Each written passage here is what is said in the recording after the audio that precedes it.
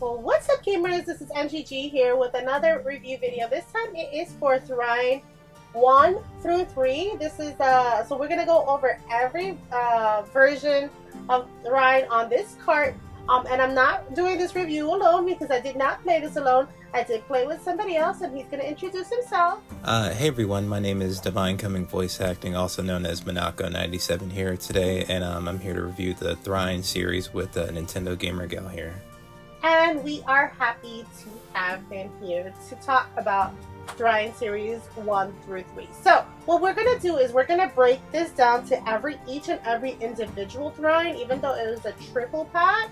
We're going to give it a whole rating, but we're going to talk about each story and each gameplay on its own, and then we'll give you a full rating for each one, and then a boxed version.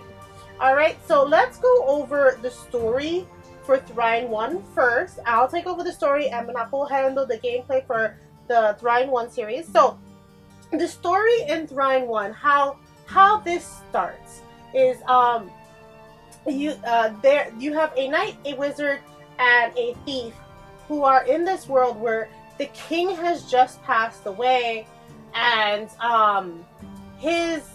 he had no heir, so there was fighting going on, and somehow this undead army rose and started wiping out the people in his kingdom with no one to take the throne, no one to take the power. The whole world started going into chaos, right? So you start off the game with this thief who is sneaking into the academy where their magic people live to try to steal some treasures, right? Because she's a thief, she's trying to steal some treasures, right? And then she sees this orb-looking thing, this like diamond-looking thing, I want to say, and she touches it. As soon as she touches it, it renders her immobile. And then we get cut off, and we get to see the next person who sees the undead. The wizard is the next person who sees the undead army coming, and he doesn't want to have any of it. So he runs off to. Also sees her touching the Trine, and he's like, "Hey, what are you doing?" And for some reason, it's like moth to a flame. He touches it as well. And then the last one we meet is our knight, and our knight also, he's trying to defend the kingdom against this undead army. His goals are like, he wants to be the best knight in the world, so he's trying to prove himself to who I don't know, because the king is dead. But Pontius wants to prove himself to somebody, so he also sees the people going into the wizard's tower, and he goes to try to defend it, and he sees them touching the Trine, and also same thing, moth to a flame touches the Trine. So at this point, the Trine has forced them into a different world. It takes them out of the academy and kind of moves them into another place. And from there, your adventures begin, and you're trying to figure out how to get rid of this undead army that we see in the game. And so that is your adventure, going along, trying to defeat this undead army that has risen since your king has passed. So that's the game, the story of Trine 1. Do you want to talk about the gameplay for Trine 1? Yeah, sure. So how the gameplay starts off with the first one, you start off as the thief, and rather if you're playing it solo or by yourself, everybody plays as the thief together to kind of learn her mechanics for shooting the arrows or the grapple hook. So everybody in the party starts off playing as the thief, and then as you finish each mission, it goes on to the rest of the party members. So you'll start off as everyone being the thief, and then everyone will then be the knight, and then the wizard, and then once you get through the tutorial section, then the real mission starts, and everyone can pick, everyone has 3 roles to choose from, and each one of those roles will have, different gameplay mechanics. Like the thief, she can shoot arrows and has a grapple hook, whereas the knight has a shield that can parry fire bolts and can also do physical damage, whereas the archer or the thief can. And then the wizard can make platforms like boxes, bridges, can also move objects and stuff like that. So each character or each class has a role to play, essentially. And depending on if you're doing it by yourself or with a group of 3 people, you'll have each person will have their own role to play to continue through the mission and through the story mode, essentially. With the gameplay, there's also like upgrades and level ups as well.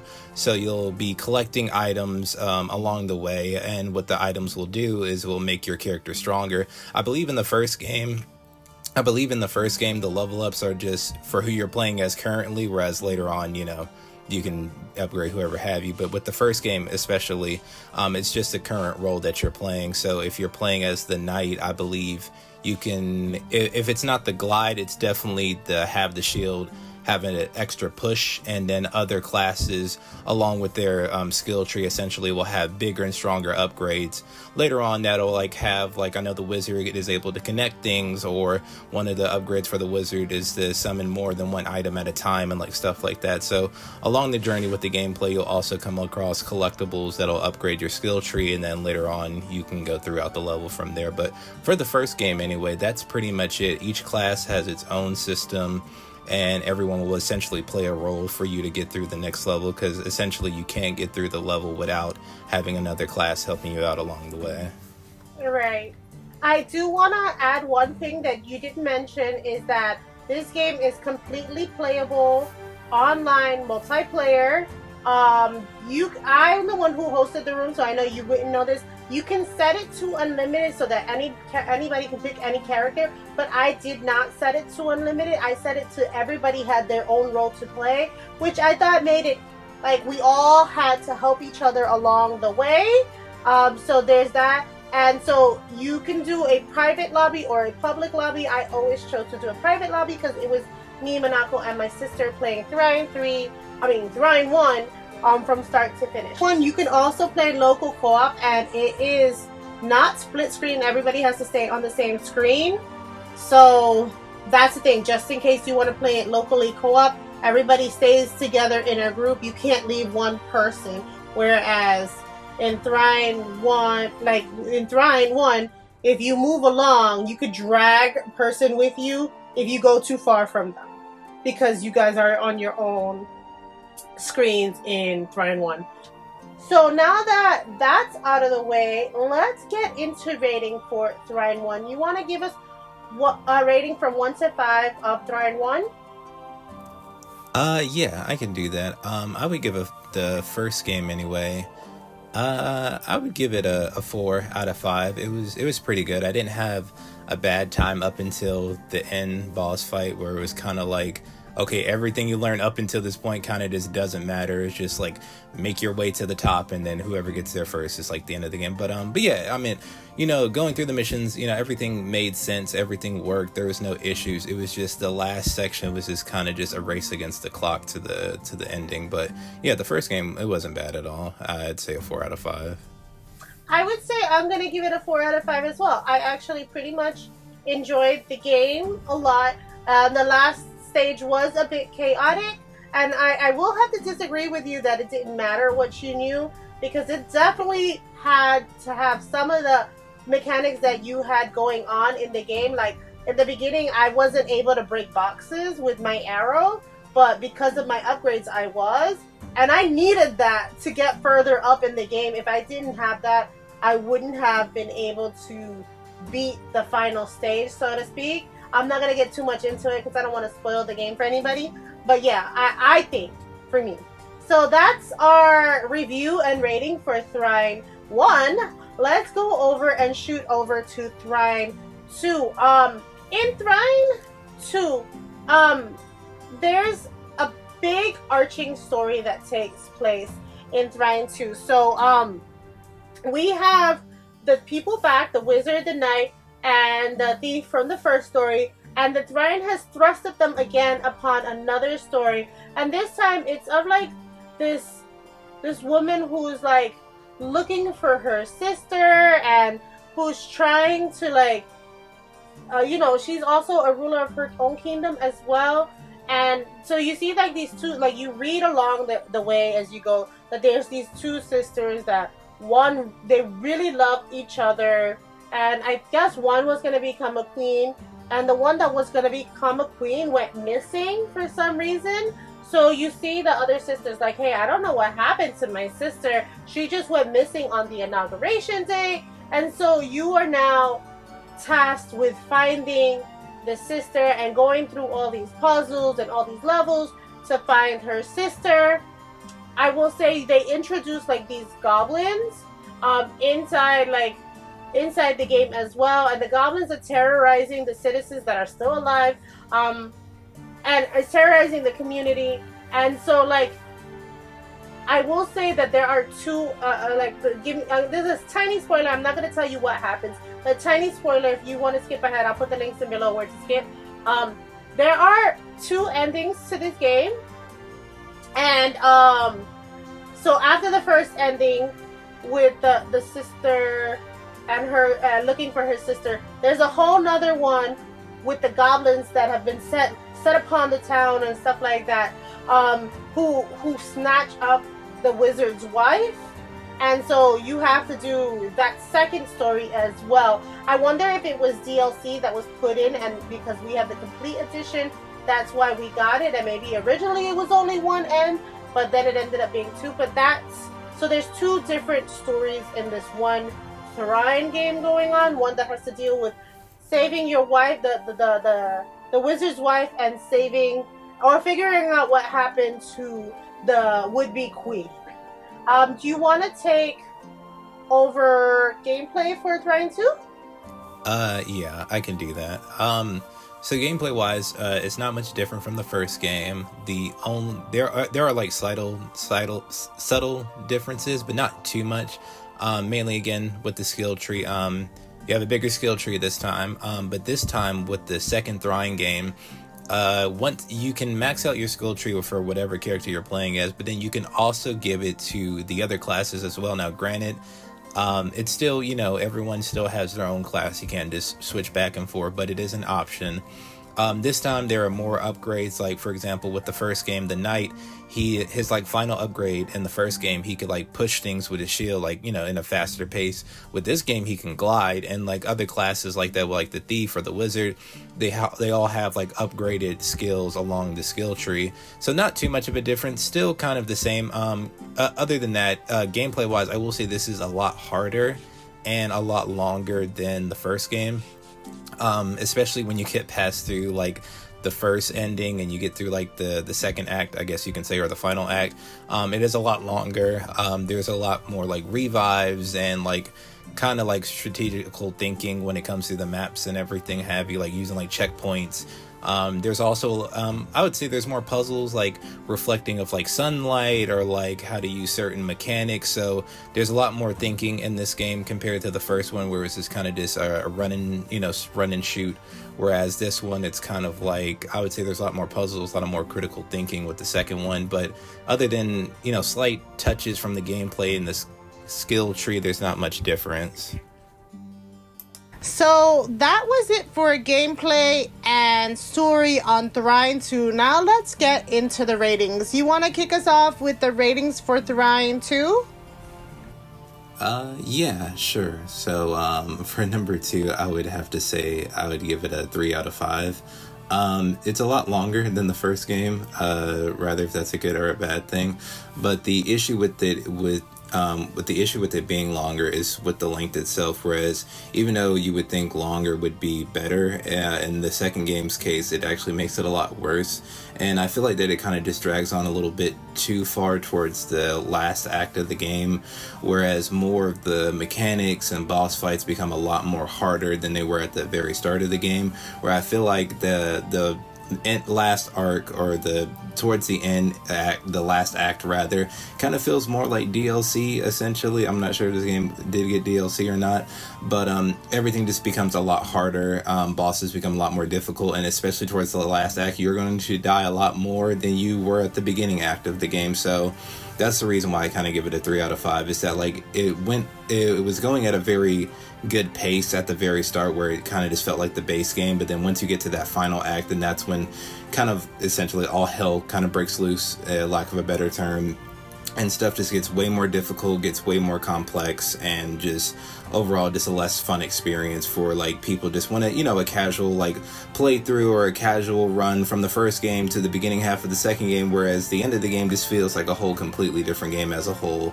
And then not getting into the boss fight, which was also kind of felt one note as well. So I'd give it a 3 out of 5 based on that. So I'm gonna go in the opposite direction of you. I thought Trine 2 was really good. It was really long, which is one of the things I really like. So I gave it a 4.5 out of 5 because one, it was longer. So they might have added DLC because this is like the complete edition. So it might be DLC, which is why the second half felt like a completely different story. But I did like that it was a longer game in terms of, it's always my thing with indie games that they're too short. And I really like that it was longer. We had 2 boss battles instead of 1. It dragged a little in certain parts, I will say, but for the most part, I definitely enjoyed the longer indie version, of this game. The how we all were able to play together and stuff like that. So that is it for Trine 2. Now let's get into Trine 3. And I believe you're gonna take over the story for us, correct? Yeah, no, of course. So the third game, oh gosh, who takes off first? I believe the thief actually starts off first. So at the beginning of number 3, the archer or the thief, she's kind of similar to the first game. She comes across a piece of the Thrine, or actually no, she's trying to like get a gem actually, and she comes across this parrot. And then as soon as she tries to obviously steal the gem or whatever have you, the piece of the Thrine kind of comes in and, it pauses for her section. And then it transfers over to the knight. And then the knight is trying to rescue like a sheep. I think it's like a sheep goat, something like that. And then as he's trying to, as he finished fighting the goblins and rescues it, another piece of the Thrine comes in and stops him from doing his normal thing. And then the last one, which is the wizard, he's on the beach, just wanting to separate. I think he just wanted to take a vacation. So then as he's on the beach, scurrying through the outskirts and everything, he also comes across a piece of the third part of the Thrine rather, and they kind of all get warped together, and essentially there are I think there are it's if it's not 2, it's 3 of them that's been scattered, and they're all trying to essentially get the pieces back together. And I believe, I'm not sure of the villain's name, but he gets re-release, and starts taunting the heroes and everything, and becomes a faceless cloud creature essentially. You probably know more than I do about the game, but yeah, he gets released, and essentially they have to seal him again. So then they go through the rest of the maps trying to essentially collect the pieces of the Thrines that are been scattered around and everything, without going into spoilers. That's kind of all that I could say about the story for now. I will jump in and say one more thing about the story. The reason that the guy escapes is from the Thrine itself, is because they no longer want to be tethered to this Thrine. They've had it with the Thrine just bringing them in to random places in the middle of whatever they're doing, and they just want their average lives back. And so they choose to wish on the Thrine to be separated, and that's how come the evil presence can come out of the Thrine, because they wish to no longer be part of the Thrine. So that's why you have that part of the story. So that was the story of Trine 3. Now I will take over the gameplay for Trine 3. Gameplay on this one, I will say, you would think it would be better because it's the third game. It looks like they took a turn for the worse. Most of the other 2 games were just regular side-scrolling platforming, whereas this one, they go into 3 levels. So you have foreground, middle ground, background, and a lot of the time you have to be walking in between all of those planes for most of the game. And if you are an archer like me, they changed the buttons for everybody. Actually, every class's buttons were moved around, and their functionality didn't work. I usually play the archer, and I couldn't arch the way I normally arch, so that threw me off. Now, I guess if Trine 3 was your first experience, then fine. I mean, this is all you know, but obviously we went through the game 1 through 3, and it is not our first experience. So it was very difficult for every one of us playing. And on this one, I was the one who sets up the game, and I could not put it on regular mode. It only let us put it on unlimited. So we all had the option to switch our characters at random whenever we wanted. Now, granted, that did help us get through the game pretty fast, but it kind of sucked. It kind of took like the fun out of like us having to help each other out in the game, move about in the planes. And I know when we were the wizard and we were trying to move something into the background, the wizard would kind of walk while you were trying to push the thing into the background, and sometimes he'd walk right off the platform. And usually when we were in Trine, when you want to re-heal somebody, you'd go through the checkpoint and pass it again to like revive your party. And checkpoints no longer revive your party members. Like you can't go back to them and find your party member.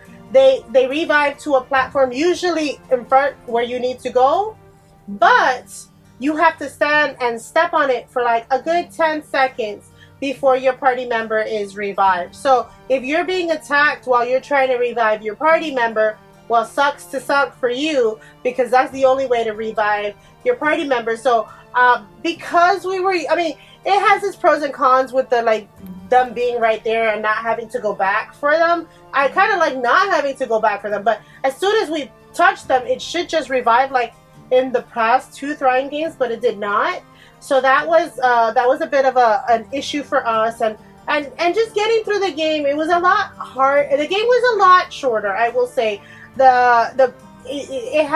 time it had a like board game like look on it that wasn't present in the other game, which were they were all just like linear. You just go from place to place to place to place. Whereas this one, you can choose where you wanted to go on the board, but it still felt off. Like the feeling from 1 and 2 was not like it felt like a whole different person made the third game. And that's what I will say about that.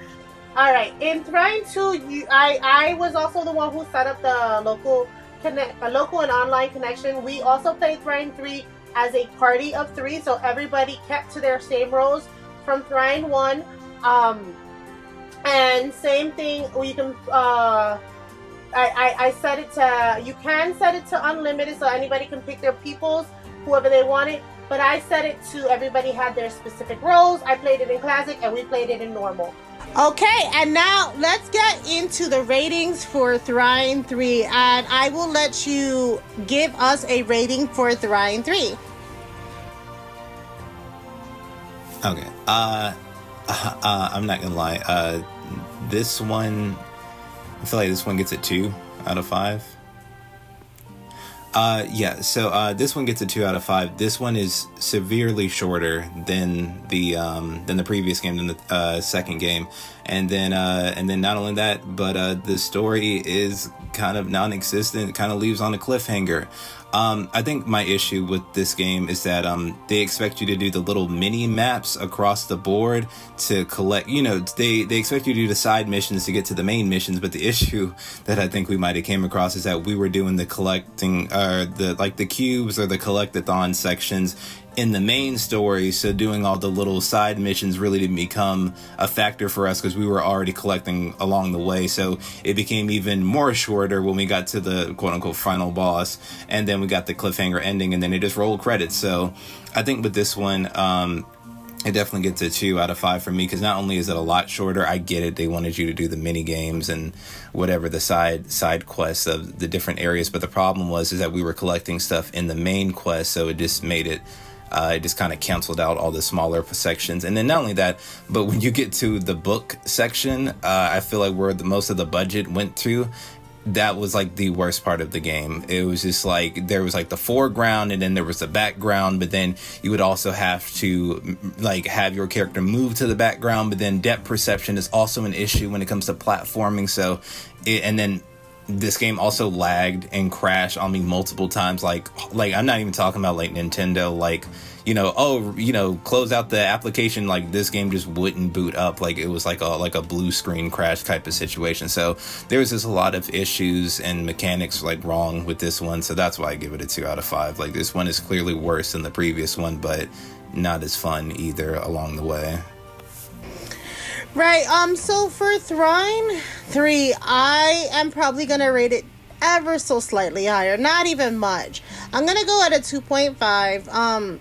The game was definitely way shorter, and I don't, like you said before, I don't know if that's because we were collecting the stuff during the gameplay, normal gameplay, and we didn't need to go into those side missions as much. And when we went into the side missions as a group, we were all the same characters. We couldn't be a different character because each side mission focused on one character, so we definitely had to stay being that character for the side missions. And it definitely felt like a different kind of game, being 3D, where the other ones were more side-scrolling.